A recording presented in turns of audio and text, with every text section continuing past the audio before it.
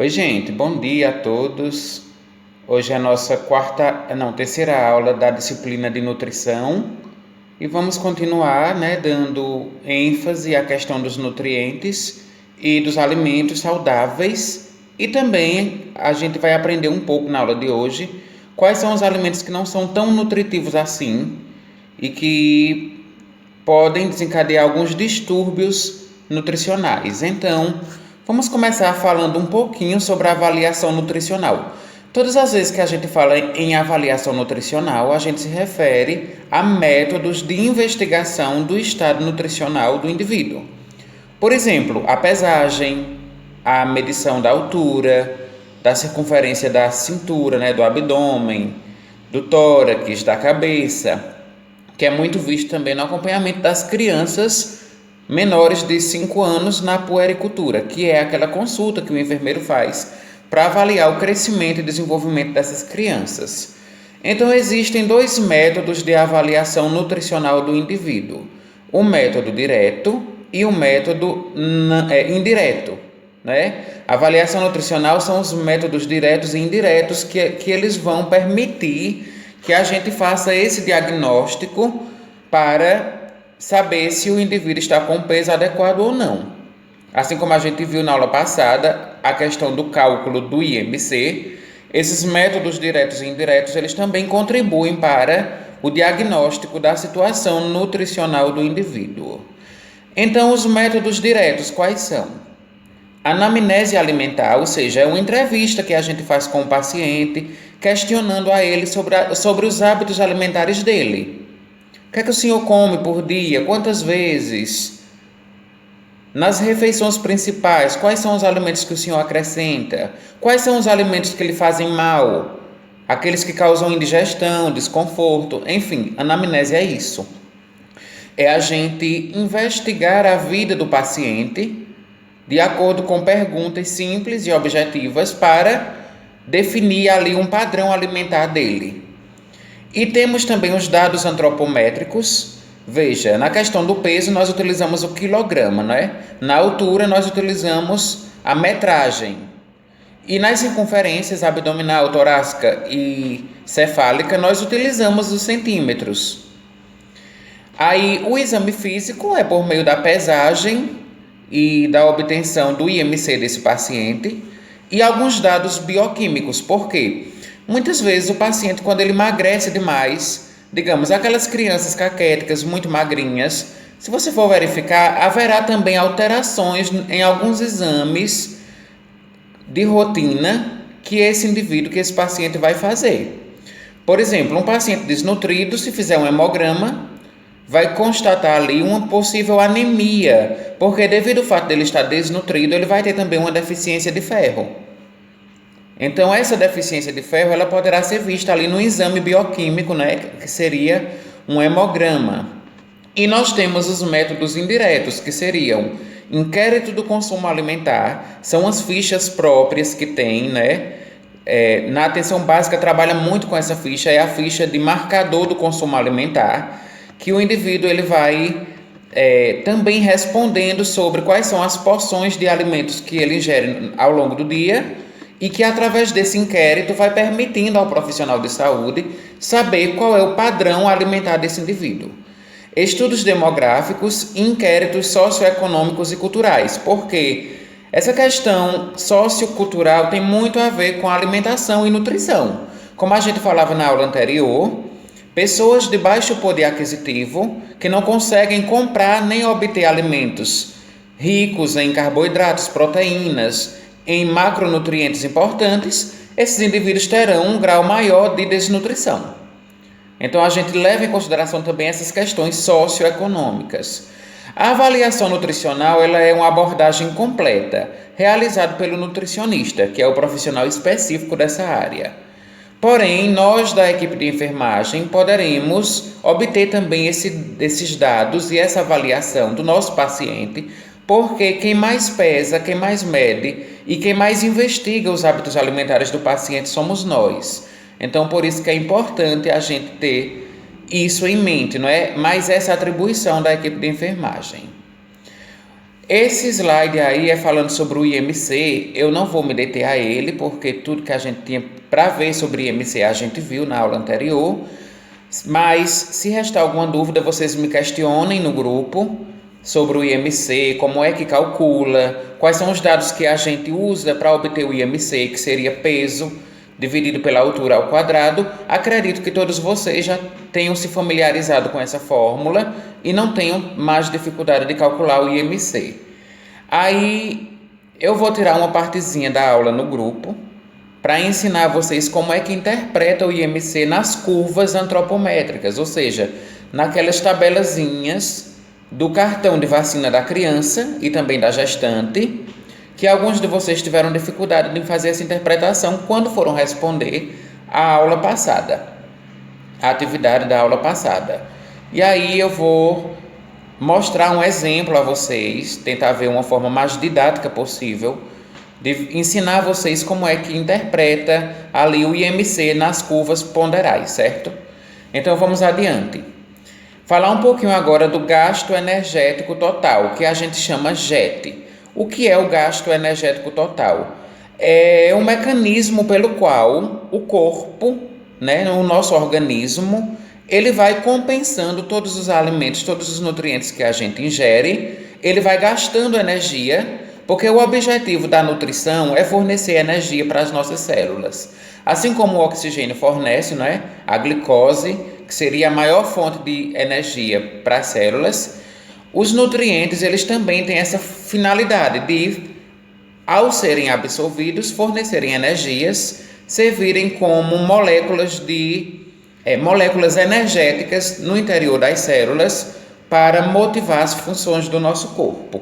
Então, toda vez que a gente falar em gasto energético total, a gente se lembra o seguinte: se eu comi uma porção de uma concha de feijão para 3 colheres de sopa de arroz e um pedaço de frango com salada, entende-se que o gasto energético total é uma porcentagem de quanto o meu organismo vai absorver daquela refeição que eu fiz.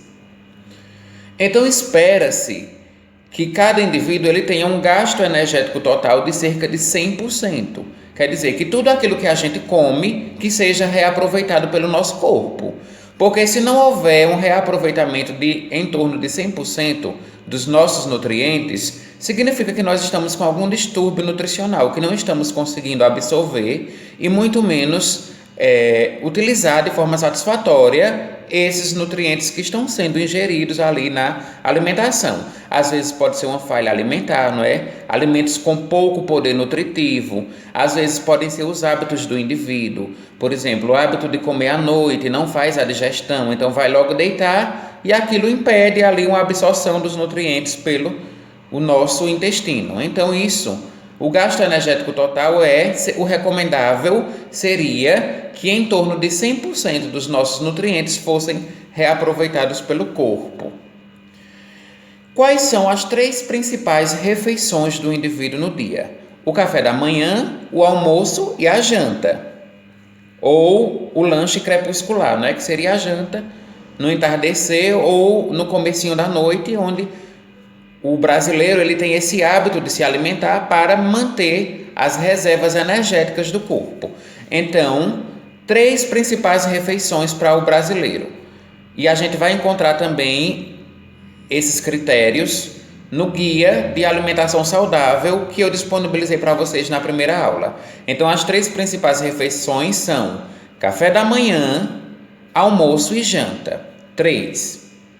Aí, intercalando com essas 3 refeições, nós temos mais 2 ou 3 lanches que a gente vai chamar de refeições complementares.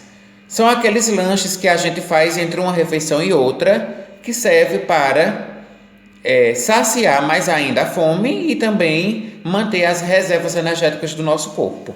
Então, nós temos, entre o café da manhã e o almoço, o ideal seria um lanche com frutas, verduras, sucos e pães integrais e algumas farinhas, como linhaça, aveia, na parte da manhã, mais ou menos às 10 horas da manhã. Entre o café da manhã, que o café da manhã normalmente é 7 horas, e entre o almoço, então umas 10 horas da manhã, o recomendável seria esse lanche à base desses alimentos que eu citei aí para vocês. Aí, entre o almoço e a janta, teria um lanche da tarde, que a gente pode chamar também de refeição complementar da tarde, onde esse lanche pode ser feito também à base de frutas e hortaliças, mas nesse lanche da tarde você já pode acrescentar algumas raízes e alguns tubérculos, como batata, macaxeira, que também seria reaproveitável à noite, né, na janta. Você pode utilizar frutas cítricas como abacaxi, ou o suco, né, das cascas, a manga, a laranja.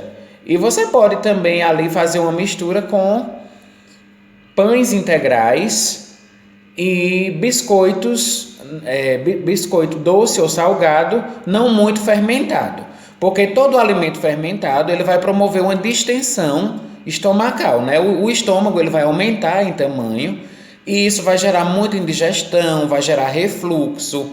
E aí quando a gente fala em refluxo, outra orientação que a gente costuma dar é que os nossos pacientes, a gente sempre recomenda que eles nunca façam refeições bebendo líquidos, porque os líquidos, de certo modo, eles prejudicam um pouco na absorção dos nutrientes quando eles são ingeridos concomitantemente com os alimentos. Além de prejudicar a absorção, eles provocam esse refluxo, essa indigestão no paciente. Então, é mais uma das orientações que a gente costuma dar a eles. Calorias, elas são a unidade de medida padrão para termos uma referência de quanta energia um determinado alimento fornece. Então, por exemplo, quando a gente diz assim, um pacote de biscoito recheado tem cerca de 300 quilocalorias. 300 quilocalorias são muitas calorias. Então, é um alimento que tem uma tendência a engordar. Ou seja, se o indivíduo ingerir muito aquele alimento que tem muita quilocaloria, ele vai engordar, porque as reservas energéticas dele estarão sendo esgotadas e aquele alimento ele contribui para o ganho de peso. Aí, por exemplo, um alimento que tem baixo poder calórico, como por exemplo o repolho, ele não tem muitas calorias, então o indivíduo ele não vai ter essa tendência de engordar tanto se o alimento ele tiver uma quilocaloria menor, certo? Uma caloria corresponde à quantidade de calor ou energia que é fornecida a 1 grama de água, para que se consiga elevar a 1 grau Celsius a sua temperatura. Então, o que é que eu quero que vocês percebam com esse slide? É que existe uma série de fatores que estão envolvidos para fazer com que o indivíduo engorde, como, por exemplo, o alimento e o seu teor calórico. Se tiver muitas quilocalorias, será um alimento que vai provavelmente ter uma probabilidade de engordar maior. Mas também está envolvido nesse processo a questão da água, a temperatura com que o alimento ele foi ingerido, porque os alimentos quentes eles têm uma tendência de ser mais rápida aquela absorção dele. E com isso, essa temperatura mais elevada, né, a nível intestinal, a nível abdominal, vai promover assim um favorecimento para que a pessoa engorde mais rápido. Então, tudo isso são fatores que estão relacionados ao ganho de peso e às quilocalorias. O ideal, diz lá o manual, né, do Guia Alimentar, é que todo indivíduo, durante o dia, ele não exceda uma quantidade total de 2.500 quilocalorias. Esse é o padrão que é estabelecido pela Organização Mundial da Saúde e também pelos manuais de guias alimentares, é que o indivíduo ele não faça uma ingestão de alimentos excedentes que ultrapasse até 2.500 quilocalorias, porque acima desse patamar, ou seja, acima de 2.500 quilocalorias, o indivíduo ele tem uma tendência muito grande a se tornar sobrepeso, obeso, certo? Então, a gente tem que reeducar os nossos pacientes com relação ao controle alimentar correto e realmente obedecer às refeições corretinhas ali, sem estar extrapolando, nem muito menos comendo muita besteira ao longo do dia, porque é isso que faz o nosso corpo ganhar peso através do acúmulo das calorias. O que é o gasto energético total? Gasto energético total é igual à energia diária para manter as funções vitais do corpo, mais a energia para executar as demais atividades do dia. Então, todos nós precisamos de alimentos e de nutrientes para manter uma boa vitalidade, para desempenhar as nossas atividades de forma satisfatória e para que a gente tenha robustez, né, e vigor físico para executar os nossos trabalhos. Então, quando eu falar sempre de gasto energético total, a gente vai se lembrar que o gasto energético total é uma quantidade de calorias necessárias para manter o corpo trabalhando, realizando as funções diárias e mais ainda uma outra quantidade de energia que sobra, ou seja, que excede, para executar as outras atividades do dia. Por exemplo, às vezes você planejou trabalhar até, digamos, das 8 da manhã até as 5 da tarde. Mas aí você recebe uma ligação do seu patrão, não sei, da sua empresa, dizendo que você tem que ficar à noite para fazer um serviço extra à noite. Para poder desempenhar essas atividades à noite, você vai precisar repor ali, antes do seu horário de entrada, no serviço, você vai precisar repor as energias para manter uma boa vitalidade, para manter a vigília, ou seja, para você não dormir durante a noite enquanto você deve trabalhar. Então, os alimentos eles têm essa função de manter o corpo estável para que ele desempenhe essas atividades. E o gasto energético total ele é exatamente isso, é a quantidade de energia por quilocaloria dos alimentos que são necessárias para manter as funções do corpo, mais aquela outra quantidade de energia excedente que vai servir para que a gente possa executar outras atividades diárias que não estavam previstas ao longo do dia. Então, o que é que acontece? Quando você ingere em uma quantidade maior quilocalorias e você tem um gasto energético total maior, você ingere, aliás, corrigindo aqui, gente, vamos lá. Esse slide que tem essas balancinhas aí, ó, que você vê como se fosse uma balança, entre as quilocalorias ingeridas e o gasto energético total. Quanto menos quilocalorias você ingerir e quanto mais gasto energético total você tiver, você vai emagrecer, ou seja, quanto menos você comer aqueles alimentos pesados, com muito calóricos, gordurosos, e quanto mais você se exercitar ao longo do dia, praticando um exercício físico, um esporte, uma aula de dança, de ginástica, ou mesmo trabalhando, se movimentando, fazendo suas tarefas laborais, você vai ter um gasto energético maior. Então, a sua tendência é você emagrecer.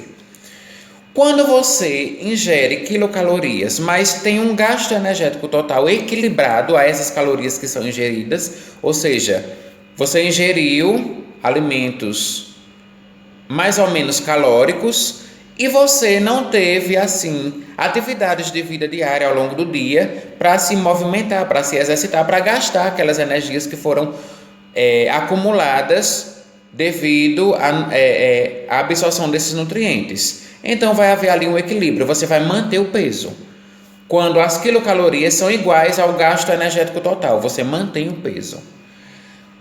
Por outro lado, quando você ingere muitos alimentos calóricos, gordurosos, aquelas gorduras saturadas, como óleos, azeites, margarina, banha de porco, biscoitos recheados, todas essas bobagens que a gente encontra por aí, quando você tem uma alimentação desregrada e em associação com isso você tem pouca ou nenhuma atividade física durante o dia, então a tendência é engordar e muito.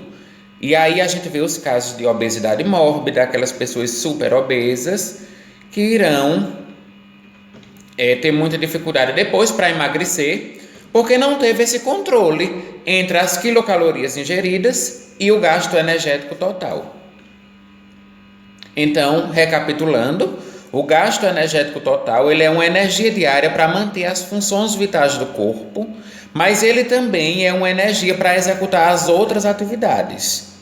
E o gasto energético total ele vai gerar a taxa metabólica basal. Essa taxa metabólica basal é o seguinte: quantos por cento do nosso corpo absorve a glicose? Porque a glicose ela é obtida principalmente nos alimentos que a gente ingere. Então, essa glicose, o objetivo dela é fazer com que ela entre dentro das células. Eu já havia explicado isso a vocês na primeira aula. A glicose precisa entrar dentro das células para poder fornecer energia para o nosso corpo. Essa taxa metabólica basal é exatamente isso. O quanto de energia os nossos alimentos conseguem transformar ao longo do dia para o nosso corpo se manter vivo e se manter estável, certo? E agora, para finalizar essa aula, eu vou falar um pouquinho sobre a classe dos alimentos. De forma bem superficial, eu vou dizer aqui porque vocês farão um trabalho, uma pesquisa sobre essas classes alimentares, que está tudo contido no Guia de Alimentação Saudável da População Brasileira. Então vamos lá. Alimentos in natura ou minimamente processados. São alimentos de origem animal ou vegetal que são extraídos da natureza e eles sofrem pouca ou nenhuma modificação química. Por exemplo, o pequeno produtor rural, que tem a sua hortazinha, que ele planta tomate, ele planta alface, macaxeira, inhame, melancia. Ele cultiva também a carne, digamos, ele é um criador, de bovino. E a própria carne que ele abate, ele consome na própria casa ali também para os familiares dele. A gente entende que esses alimentos eles não passam por nenhum processo de industrialização. Eles não passam por nenhuma fábrica para que eles sejam modificados, transformados. Então, nessa classe desses alimentos cultivados pelos pequenos produtores e que a gente consome no dia a dia, que vem diretamente da horta, que vem diretamente da agricultura para nós, sem ser um alimento industrializado. Então, são alimentos in natura. Exemplo desse tipo de alimentos: alface, repolho, pepino, couve, brócolis, que mais? Demais frutas, verduras e vegetais que não são transformados quimicamente. E nós temos uma segunda classe de alimentos que são os alimentos à base de óleos, gorduras, sais e açúcar. Esses alimentos eles devem ser moderados, o seu consumo, a sua ingesta ao longo do dia. Ao contrário dos alimentos in natura, que o indivíduo ele pode aumentar esse consumo, desses alimentos que são obtidos diretamente da natureza e não sofrem processo de industrialização, eles podem ser consumidos com até 5 ou 6 porções diárias, o indivíduo ali de 5 a 6 vezes ingerindo esses alimentos durante o dia.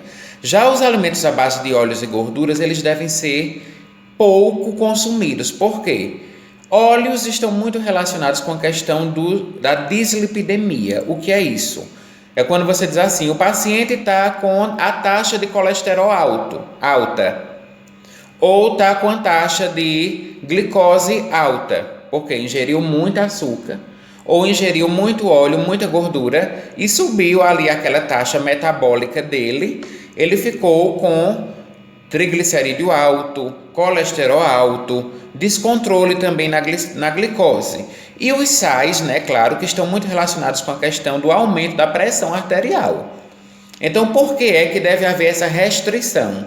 Principalmente para os pacientes já hipertensos e diabéticos e com descontrole no colesterol e no triglicerídeo, eles devem evitar esses alimentos, como por exemplo, óleos de girassol, óleo de soja, açúcar mascavo, açúcar branco refinado, sal de cozinha caseiro, ou então sal grosso para temperar carnes, gorduras saturadas como banha de porco, banha de carneiro também, que muita gente usa para fazer frituras e tal. Esses tipos de alimentos à base de óleos, sais e açúcares devem ser ingeridos o mínimo possível ao longo do dia, principalmente em pacientes que já têm algum problema de saúde crônico. E devem ser evitados por esses pacientes. E, de modo geral, a população ela deve ser reeducada a utilizar óleos, gorduras, sais e açúcares o mínimo possível. E os alimentos processados, o que são eles? São alimentos que têm já um teor industrializado ali, ou seja, são alimentos feitos em indústrias alimentícias que utilizam da base de alguns alimentos in natura para modificá-los. Então, diferente dos alimentos in natura, os alimentos processados são aqueles que se cultiva, né, no meio da agricultura familiar, mas que passa por alguma fábrica, por alguma empresa alimentícia que vai transformar quimicamente aquele alimento, ele vai ser industrializado, como por exemplo os enlatados, né? A ervilha, o milho verde, o cominho, o palmito. Nós temos também tudo que for de pescado, né? Enlatado, sardinha, pescada. Então veja, por exemplo, sardinha e pescada são alimentos extraídos do mar. Então, a princípio, são alimentos in natura, mas eles sofrem um processo de industrialização e depois eles são enlatados para ser distribuídos para os mercados, e aí a gente vai no mercado, compra e consome. Então, esses alimentos que teve uma transformação química ali neles, que eles passaram por um processo de industrialização, como esses que eu acabei de citar para vocês, eles são alimentos processados. Como, por exemplo, também a salsicha, a linguiça, calabresa, algumas carnes defumadas, carne seca, que passam por um processo de industrialização. Esses alimentos eles devem ser evitados, porque além de eles terem um teor calórico muito grande, eles têm um baixo poder nutritivo. E aí a gente recomenda a não usar.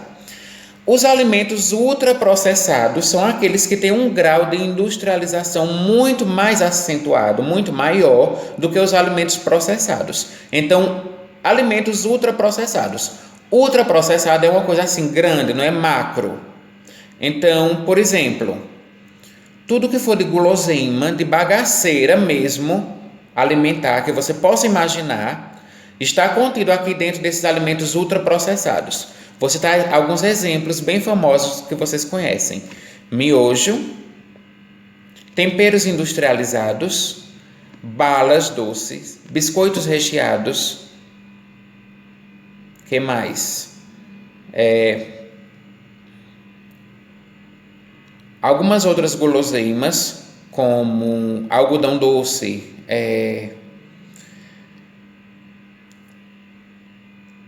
outros alimentos enlatados, alimentos que são obtidos a partir do processo de queima ou de combustão. Esses alimentos eles também são ultraprocessados. Tudo que for de bagaceira mesmo, você vai no mercado, refrigerante, sucos em caixinhas, leite, né, em caixinhas também. São todos venenos porque eles são ultraprocessados. Não tem nenhum teor calórico e muito menos nenhum poder nutritivo ali para manter as reservas energéticas do indivíduo. Sem contar que altera o metabolismo da pessoa. Porque uma pessoa que toma, digamos, 2 litros de Coca-Cola por dia é uma pessoa que tem uma tendência muito grande a se tornar um paciente diabético e um diabético complicado. Por quê? Refrigerante só tem química dentro dele. Biscoito recheado contém em cada biscoito o equivalente a 4 colheres de açúcar. Então isso para um diabético é um veneno. Isso para a gente também é um veneno que não é diabético, porque tem uma tendência no futuro a se tornar devido aos maus hábitos alimentares. Então, gente, para finalizar essa aula de hoje, espero que vocês tenham compreendido esses conceitos. Caso reste alguma dúvida, a gente pode debater no grupo, no horário da aula, certo? Então, o que eu tinha para falar para vocês era isso. Teremos agora a segunda aula, que vai ser sobre a pirâmide alimentar. Eu vou ensinar a vocês, que na verdade é um complemento dessa aula aqui, mas na pirâmide alimentar a gente vai mastigar direitinho, vai trabalhar alimento por alimento, o que é que deve ser oferecido em maior quantidade e em menor quantidade no dia a dia, né? Para que o indivíduo ele obtenha uma boa resposta alimentar ali para satisfazer as funções vitais dele, né? Então, qualquer dúvida pode me consultar no grupo, né, no horário da nossa aula, e também fora mesmo do horário da aula eu sempre estou aberto, sempre que eu tenho tempo, para responder vocês, certo? Obrigado a todos pela atenção.